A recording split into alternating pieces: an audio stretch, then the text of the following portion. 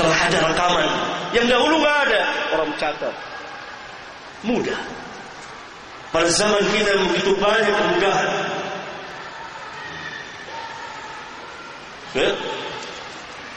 Nah, al-imam, para ulama, para muhaddisin semuanya mempunyai catatan hadis dari gurunya, dicatat,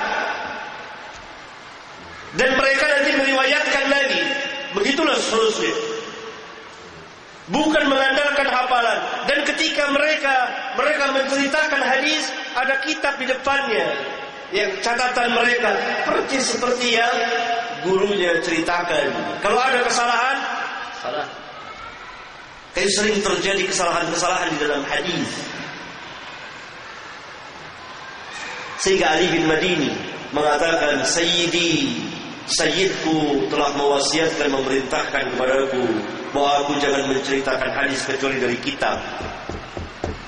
Al-Imam Ahmad tidak pernah menceritakan hadis dari hafalannya kecuali kurang lebih 100 hadis. Semuanya dari kitab. Untuk apa? Agar tidak salah. Karena masalah hadis masalah yang besar, yang memerlukan ketelitian, tidak sembarangan.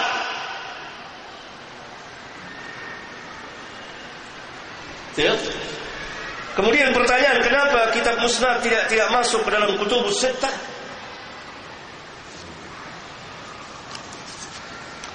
Kutubus sittah mempunyai keistimewaan tersendiri.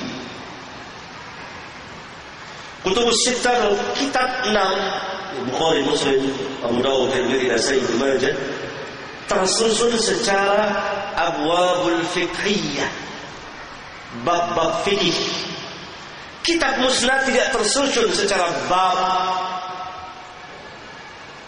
tapi tersusun atas nama sahabat yang meriwayatkannya.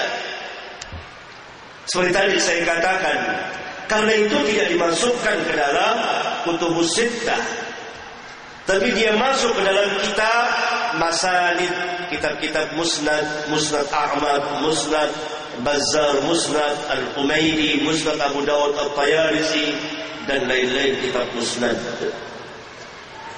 Karena kitab hadis tersusun dengan beberapa cabang ilmu.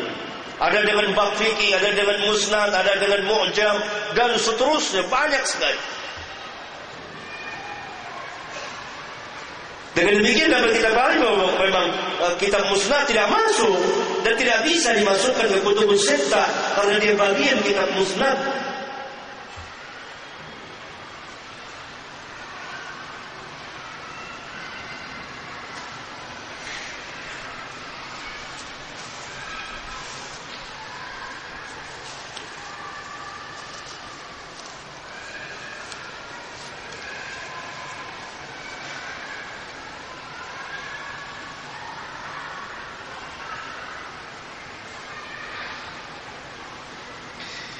Bolehkah berhujjah dengan sikap Imam Ahmad yang ikut qunut subuh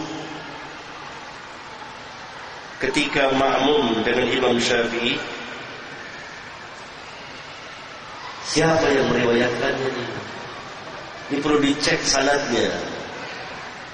Perlu ditanyakan sammu rijalakum, sebutkan rijalnya siapa, perawinya siapa. Sah atau tidak? Dari mana dapatnya ini? Bukan tidak mau terima, dari mana dulu? Begitu dalam riwayat seperti itu. Di kitab apa? Oh, di kitab bahasa Indonesia. Nggak mungkin kitab bahasa Indonesia. Tentu ada asal dalam kitab bahasa Arab. Karena orang Indonesia nggak ketemu dengan Imam Ahmad.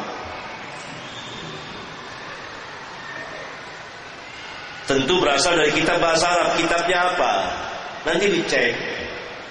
Saya mau insya Allah mengeceknya.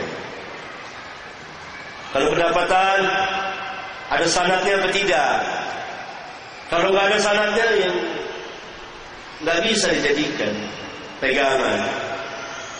Ada isnadnya ada, mari diperiksa. Sah apa tidak? Oh, maudhu, palsu, nggak bisa. Begitu. Nah itu kan di awal saya katakan dalam jawab pertanyaan, enggak seluruh biografi para imam itu kita terima.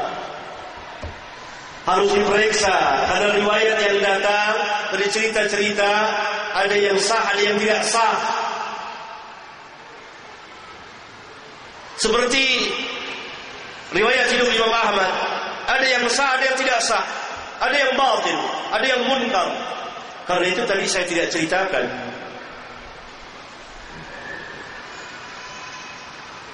Kecuali kepada para pelajar, mungkin saya ceritakan untuk mengetahui riwayat ini munkar, riwayat ini batil, riwayat ini dhaif.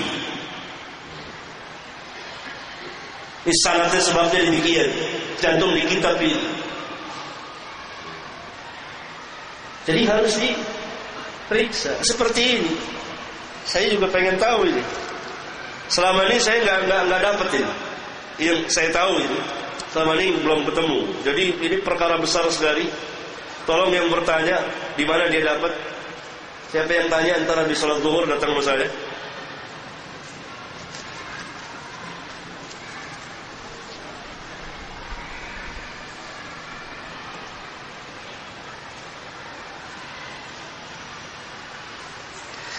Pertanyaan sejak kapan masa tabi'in, tabi'ut tabi'in, masa tabi'in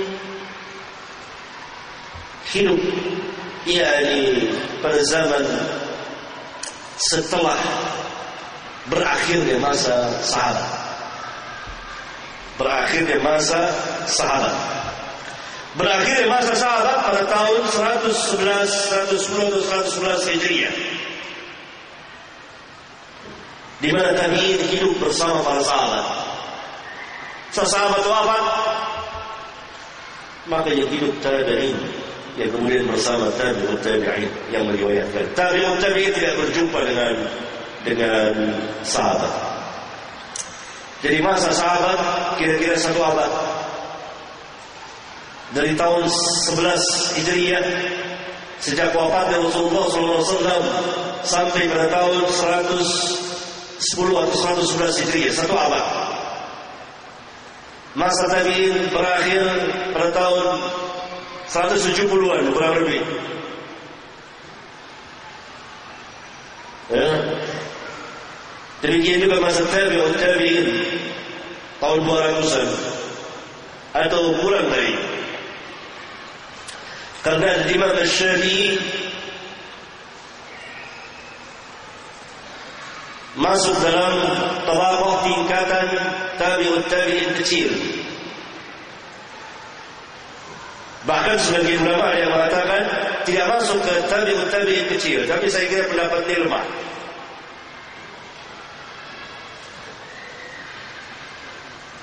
Nah, pada zaman Imam Ahmad itu memang hidup imam-imam besar.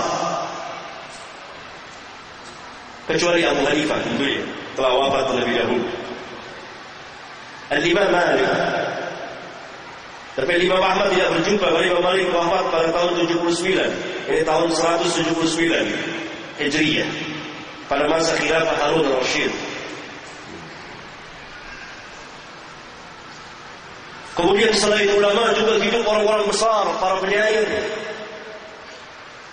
Bahkan Abu Nawas, ma'ruf namanya tapi orang sering pakai tapi tidak tahu riwayat hidupnya. Itu hidup pada zaman Imam Ahmad dan Imam Ahmad ketemu dengan dia. Ini penyair. Tapi riwayat hadisnya dhaif. Tapi syair-syairnya banyak syair-syair yang tidak bagus. Tentang minuman keras, tentang ini dan lain sebagainya. Tapi seorang ahli bahasa, ahli penyair. Untuk dikutip tentang perkataan-perkataan dalam bahasa Arab. Bukan sastra Arab. Ya. Hidup pada zaman itu juga. Hidup pada zaman itu. Ya. Dia juga meriwayatkan hadis. Walhasil banyak pembesar-pembesar, tokoh-tokoh, baik dalam agama, dalam syair, dalam bahasa, sastra pada zaman ini. Karena pada zaman itu zaman keemasan Islam, tingginya ilmu Islam, khususnya pada zaman Harun al-Rashid. dan orang belajar ilmu dari para ulama besar